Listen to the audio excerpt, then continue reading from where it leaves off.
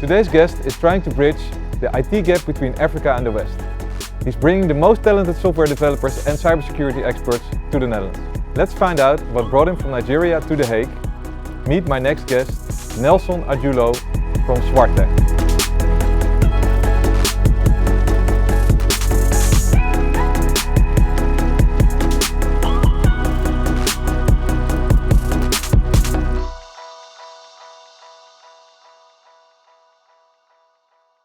So Nelson, thank you very much for being here. I think you have an amazing story to share about Zwarttech. I'm really looking forward to it.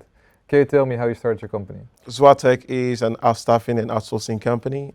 We connect senior IT experts from Africa on a remote base to work with our clients in the West on projects or to be a part of their team.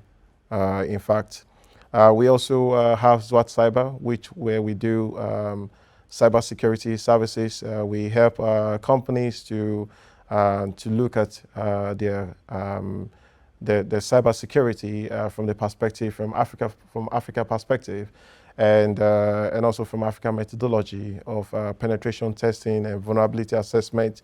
To then, of course, also give a second opinion view and say, okay, this is safe, especially as we become more digitalized. And as cyber safety or as data security becomes even more important nowadays.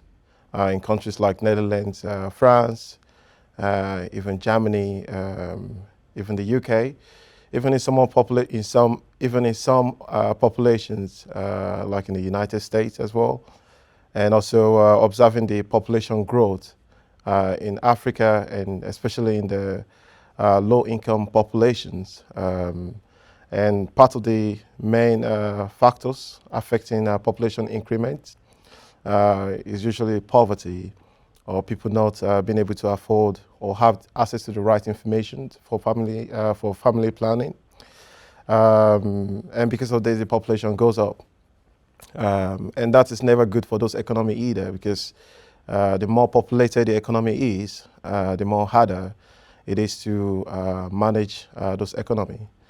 And whereas in less populated economy, and also because of this populated economy and because of a lot of middle class, how will I put it, middle class people in different countries coming up, there's also the increasing need of consumption as well. And what we consume now is digital consumptions. So that also means there's more digital need all around the world. And the people that produce the digital need that is needed are the Western communities. They are the prosperous economy, because they are the prosperous economy. And then when you have declining populations in the Western economy that should produce or facilitate the digital consumption that is needed, then there is a problem. And that also means that the people that will facilitate digital, let's say digital productions in the Western world become scarce and also becomes too expensive. Big corporates might be able to afford the expensive facilitator or producers. These are employees, because let's say they have big profit margin, they have stability of income, they can maybe they also have the power of the market as well. But startups cannot easily, especially because starting a company is already hard enough. It's already hard to put couples of finance together without a real evidence to investors. So the people that suffer the most in the West are then the startups, because then they cannot afford expensive employees to get started. So then, so what I thought was to bridge the gap between both sides, because on one side you have the increasing populations, because also if the population is addressed as well, or if poverty is addressed, or if employment is given, then that will also lead to facilitating more economical growth there. And then also the population can also be controlled as well, because also overpopulation is not a good thing. Underpopulation as well is also not a good thing. So bridging both sides was what I intended at the beginning, and that's what I actualized with Zwarttech. That's amazing, and that is like a really big mission. Is that what drives you? So it's really, you're trying to change the world. Yeah, it is. It is a big mission. In fact, I came across this with my doctorate research, with my PhD research, and I am passionate for the world altogether. I believe in efficiency, and also the more we get globalized with digitalizations, I feel like we should do more together. We should, in comparison to what a lot of people assume that we are far apart, we actually one small world. In fact, I mean, look at COVID-19. Look at how you can be easily connected with someone from, from Asia within minutes or within seconds with your mobile phone.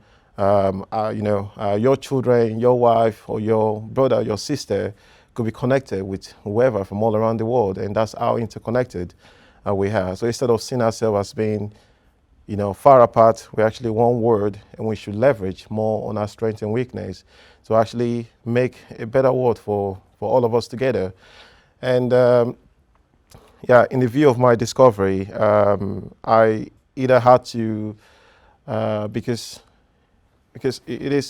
it goes beyond just bringing people together, like bringing, let's say, senior developers from Africa and connecting them to Western needs. It goes beyond that. It's also more or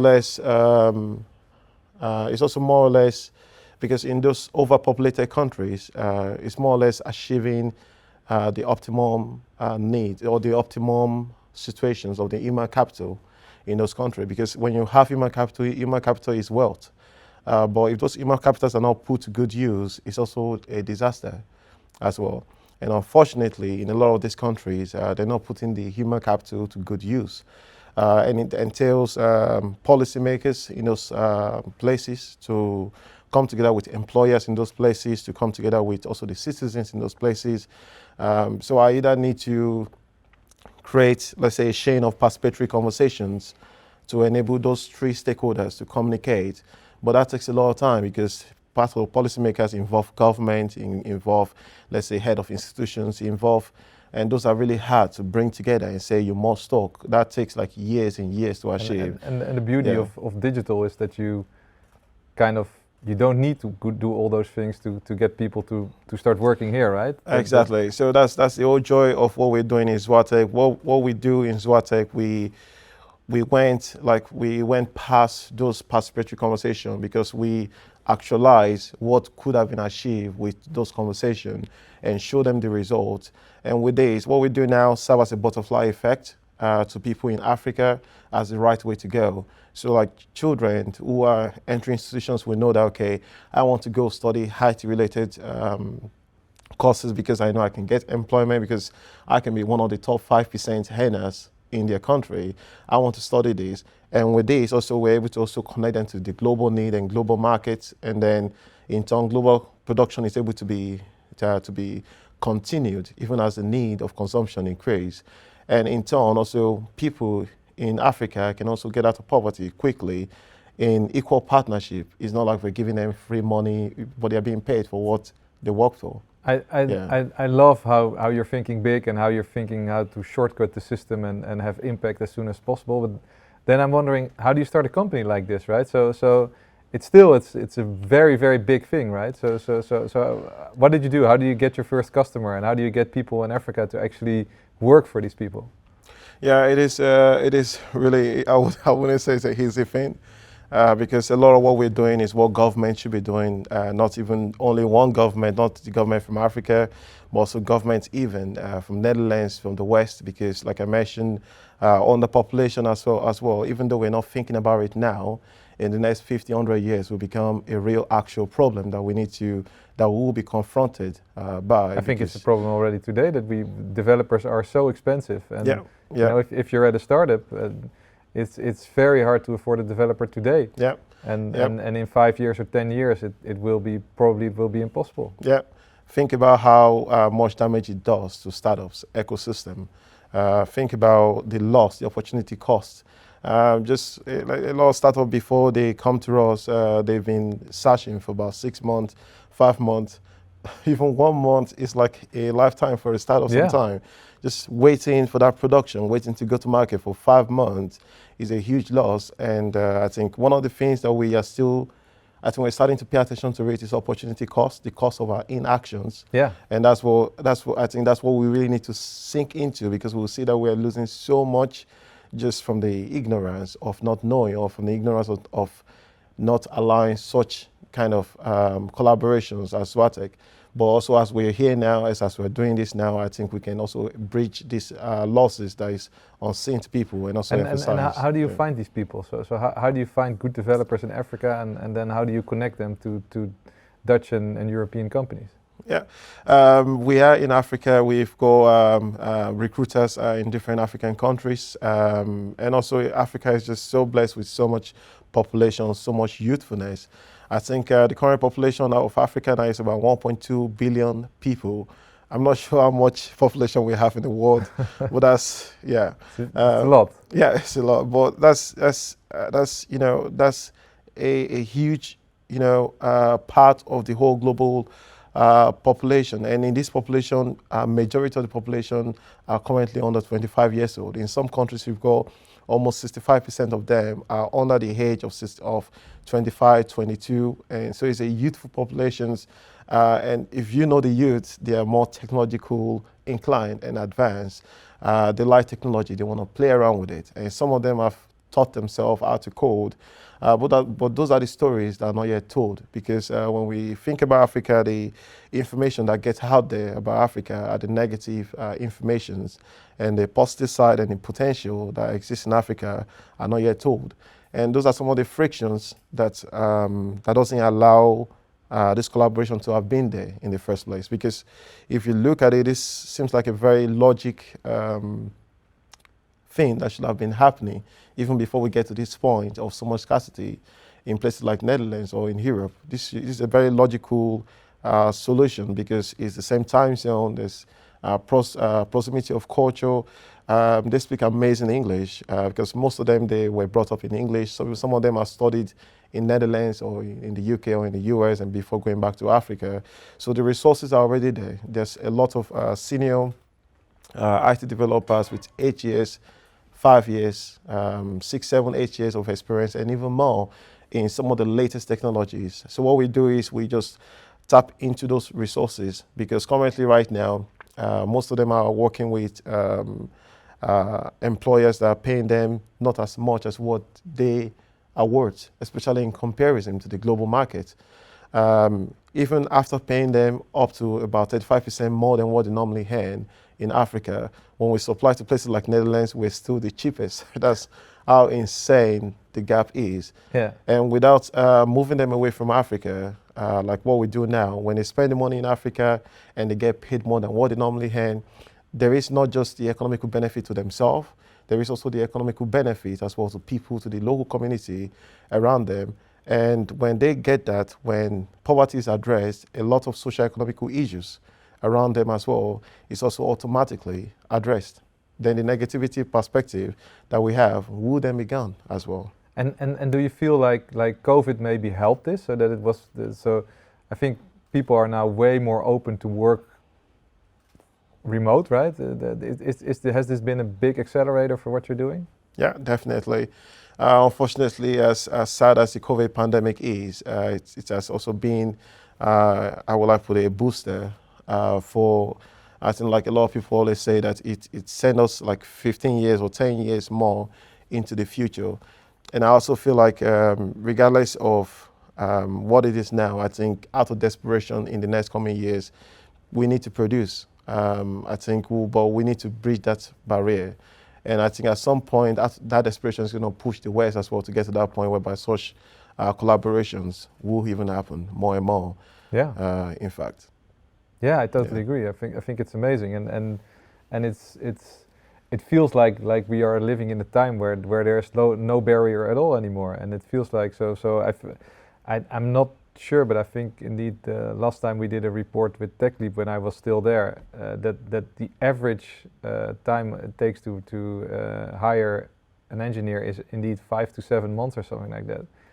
and it feels like amazing. And so tell me about that journey of going to coming to that idea from a The Hague perspective. So why do it from The Hague, and why are you based here? I think Netherlands in general has always been a very interesting country for me. I really I admire the equality I felt when I moved to Netherlands. I've lived in several other countries, but in total, I think I remember the first day I got here, like even the first, I think up to now, there is still a lot of imperfection in the system. I still experience. Sometimes I think it's mostly with the system, still not feeling as equal worth of with other people. But in terms of individual people, individual friends, and new family that I make around me, people are just amazing, and they're constantly trying to. And I never felt as equal to anyone in comparison to how I feel in the Netherlands.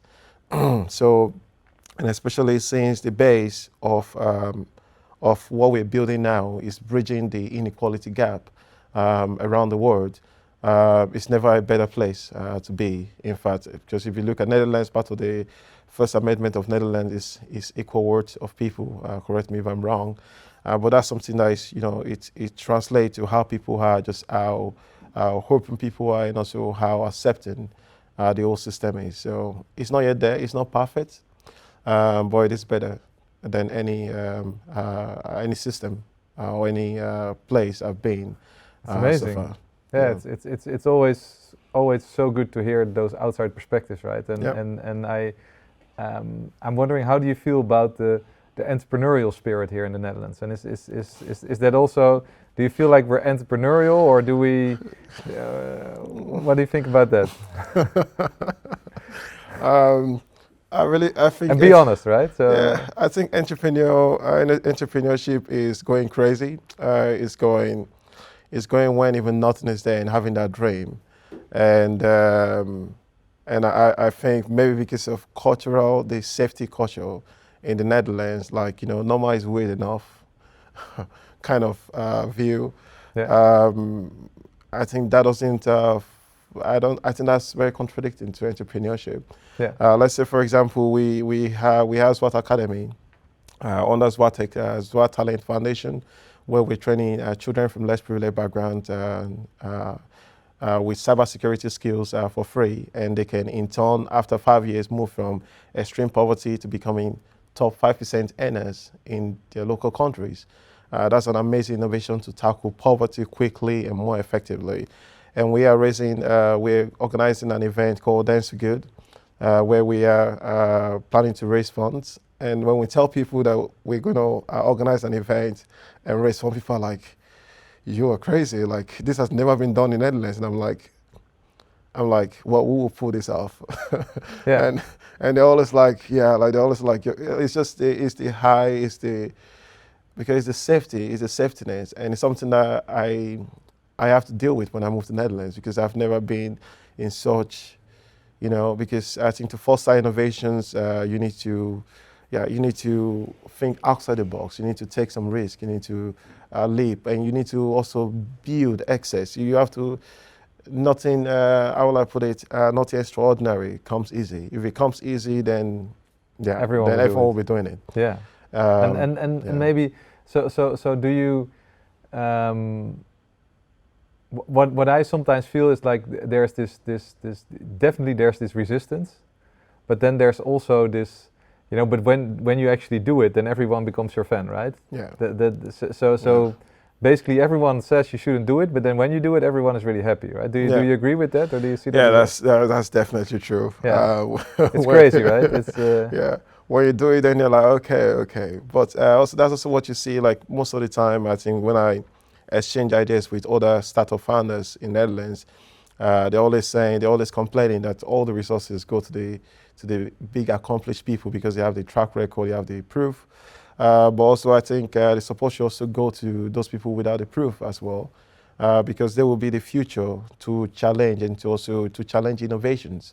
And we need more of those innovations. We need more of those thinking outside the box to actually accelerate and be equally competitive with other economy. Because if you look at other prosperous economies as well, fostering or supporting startup even without real track record are part of the ingredients that foster that innovation, innovative atmosphere, that foster or encourage people that go crazy, and then to actually prompt the economy to get to that point where they are, in fact.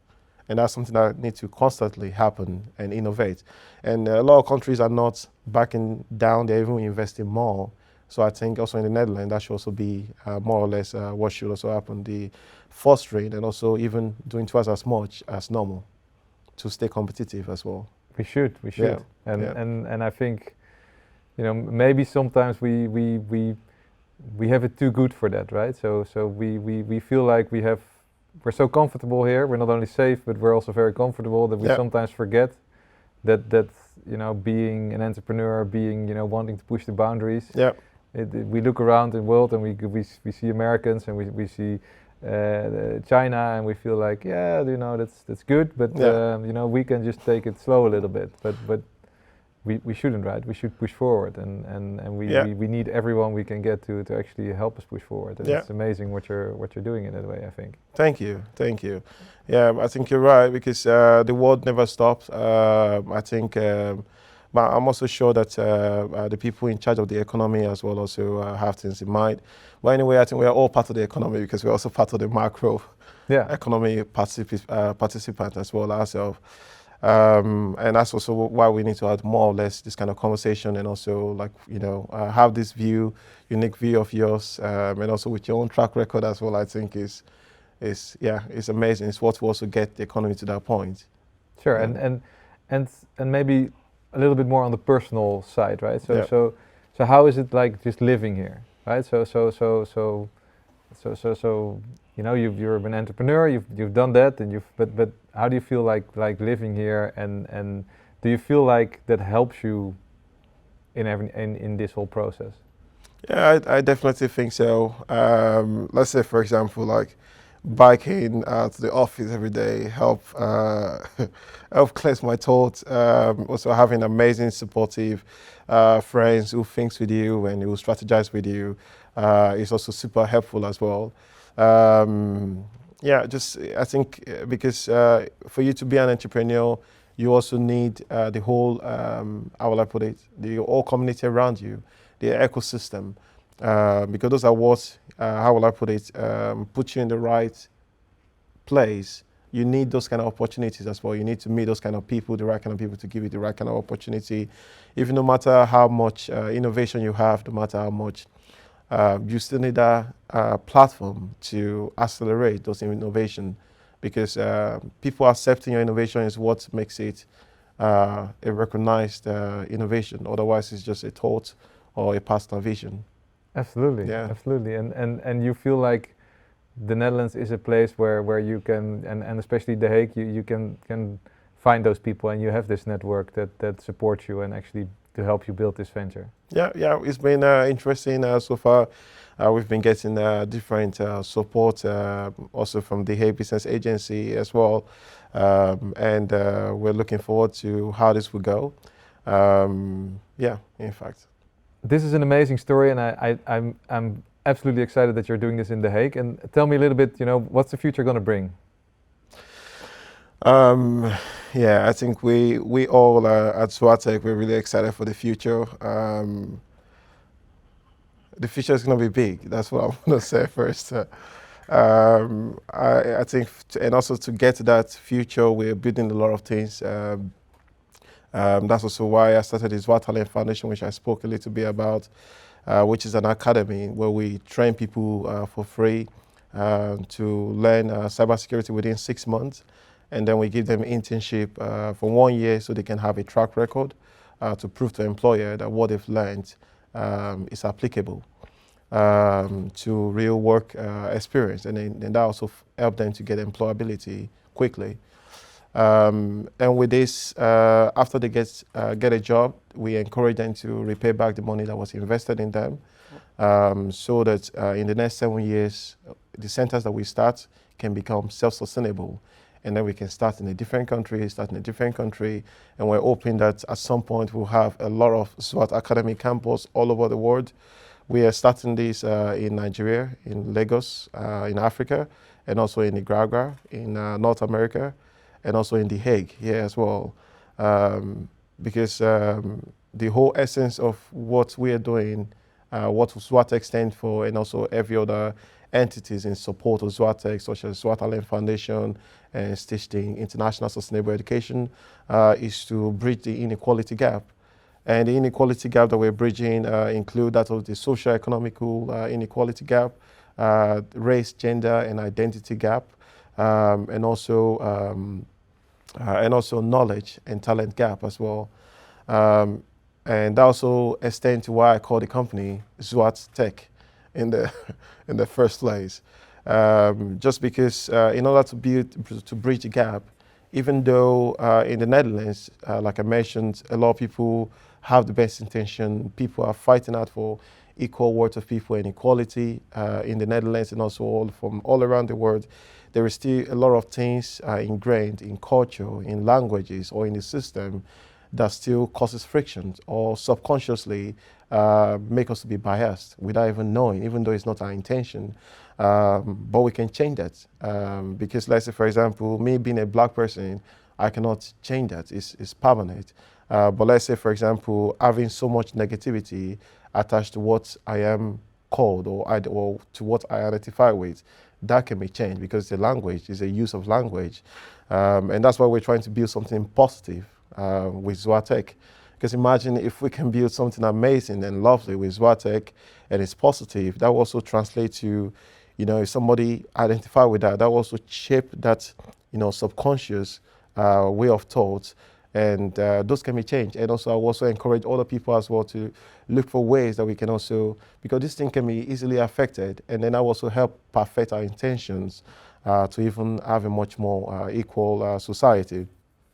And with this Zwarttech Foundation that we're building, Zwart Academy that we're building, we're hoping that we can also train more people to be futurely ready for the digitalization's shift and need that is coming, that is even increasing.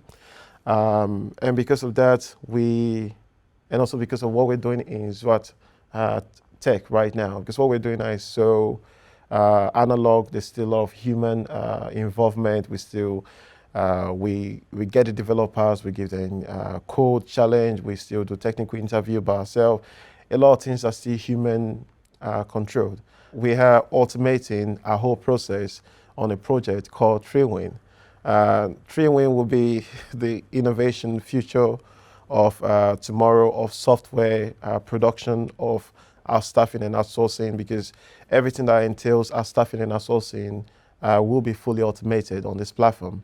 Even it's not take work away from Swartec, in fact, and we see the future of TreeWin being a platform where we have all digital-based experts from all around the world present on this platform, and this platform will be able to, within minutes, if a company from the West or even from Africa, from anywhere from all around the world, wants to produce a project or need an employee, within minutes, this platform would build. We call it. It's quite interesting. Because we see that the future of work will be different. We see that the future, because also when you look at the whole atmosphere of software developers, they enjoy their freedom. They want to be free. They don't want to be under a company. They want to denote how they work. Some of them even sleep during the day and work at night. Sure. They want to enjoy that freedom. And we're seeing that more and more, even as the scarcity increases. And also that's why you see a lot of software companies as well struggling with getting developers, because software developers want their freedom. So this platform will give that freedom because they will be freelancers. Though we've done all the verification, because also TreeWin accept the project. We've done all the verification, all the security checks and everything. We've also checked for the expertise level of everyone present on the platform. But companies from all around the world can come on this platform, and the AI matching system will be able to, if a project is put in, we'll be able to denote and build instant group of new companies among freelancers within few minutes. And then you can choose which company you want. And then it's going to also give you, let's say, for example, a high technical company, cost-saving company. And then it's also going to tell you which roles are important and which roles are not important. Awesome. But we're fostering a lot of development on the platform that we see that on this platform, because we would have freelancers from all around the world on this platform, and we're going to be able to facilitate all sort of projects of our staffing and outsourcing. But we've got a lot of perks, which of course I'm not going to disclose now, that makes this platform amazing, innovative, one also very interesting one for the future of work, for the future of our staffing and outsourcing. And it's going to be fully automated, and we're hoping to have as many companies from all around the world enjoy this platform, in fact. Awesome, awesome. Yeah. This is I really hope that next year or somewhere in the future we'll sit here again and we hear where you are, because this is a great vision, and thank you very much for being here and telling about it. Thank you. I really hope that this will scale like crazy.